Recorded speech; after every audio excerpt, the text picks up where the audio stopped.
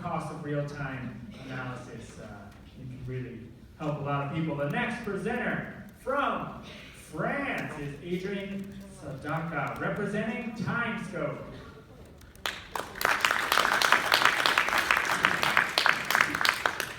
Hello everyone, thank you Peter. I'm the co-founder and CEO of Timescope. In 2010, I traveled with one of my best friends, now a co-founder, in Pompeii, which is a very famous Roman antique city in Italy. I traveled there to feel the history of the place. I wanted to feel the emotion of traveling back in time. But my experience of Pompeii was a little bit disappointing. This is the regular high season day at Pompeii. There are many people. There are renovation works. And it's very hard to feel how it was in the past. So starting from that frustration, we wondered what could be the product and the service to offer to those historical sites, to let them give to them to their visitors something to feel how it was in the past. There were, of course, mobile apps, tablets, but they are not enough immersive. And we thought about VR. Virtual reality, as you may know, brings a feeling of presence. That's one of the main things. When you put a virtual reality headset on your head, you feel like you're inside the environment that you're watching. However, it's not a perfect technology. You cannot use it outdoor and you cannot use it as a self-service. That's why we developed Timescope. Timescope is the first time machine. It works very simply. The user arrives in front of the machine, he picks a content, he adjusts the VR headset to his size, and then he can enjoy a 360 experience. So it works as a self-service. It's very accessible with size adjustments. It's also connected with, it provides monthly reports, immersive of course, with sound and vision, plus it's very strong. The first one is installed in Paris, so it needs to be very strong. In Japan, it's not such an issue, but in Paris, believe me, it is. In terms of experience, we offer three kinds of experience. The first one is linked to the reason why we developed Timescope. Bring alive history for historical sites, for historical places in cities, and on those kinds of spots, we offer the visitors an experience of time travel back in time. The second type of experience is teleport yourself into another place. For example, we work with Paris Airport, in Paris new transit zone at the airport Roissy-Charles de Gaulle, where we have Timescope to offer an experience for the visitors who can travel in the main Paris historical sites. So you teleport yourself into an immersive experience. And the third kind of experience is to travel into the future for example, construction sites. In Paris, we work with Grand Paris, and we open experiences in Paris new train stations to explain to the inhabitants how it will be in the future. So concretely, what do we do?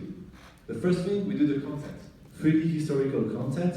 We work with historians, 3D artists, and we provide the experience. For example, this is Place de la Bastille, Bastille Fortress, which was destroyed during the French Revolution. That's where we installed, in that very important place in Paris, the first Timescope.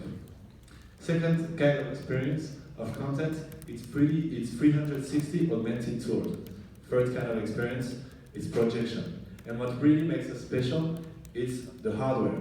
We do the construction, the setup, the care, the maintenance, the reports, the technical evolution. Everything is in-house. People are really happy. Our public is not only technology fans, it's really everyone, and people can vote and say that they are really happy and they really like the experience. And the media also. So in terms of, I have a few seconds left. In terms of business models, we are on a rental business model, so we rent the service to the sites, and they can offer it to their visitors. to finish. The team is made of 10 people, a few people, 4 of them are in-house, and the other part is our designer team and our 3D artist. Okay, thank you very much. Judges, your final 2 questions. Well, let me make sure what your product is offering. So if I'm in Paris and I use your device and look at it, so could I look via kind of Paris in the 19th century, the 18th century, sort of like that? Yeah, exactly. That's you arrive in front of the machine, you select a content, and then you can watch it in 3D, 360. So as if you were wearing a headset, except that you are in a public outdoor place. Okay. So how many locations do we have such kind of opportunities in your machine? How many locations do we have? Yes. Installed, we have 2 permanent locations installed at that time. And in terms of content, in the first one we have 2 time periods at the Place de la Bastille, and in the other one we have 6 different locations that are represented. So user pay for it, or the local government pays for it? at Bastille, which is in partnership with Paris City Hall, user pay for it, like in a classic telescope. You pay €2 for a 1.5-minute experience, and the other one is free. Depends on the deals that we have. Right, thank you. I definitely want to do it next time I'm in Paris, but it seems like it would be an extremely expensive project to build out a rich collection of data that's based on a very specific real-world site. The teleport idea is easy, that's what a lot of you is. But I love the idea of doing it in one site, seeing the history of that place. I always do the telescopes when I'm out visiting the Eiffel Tower or whatever.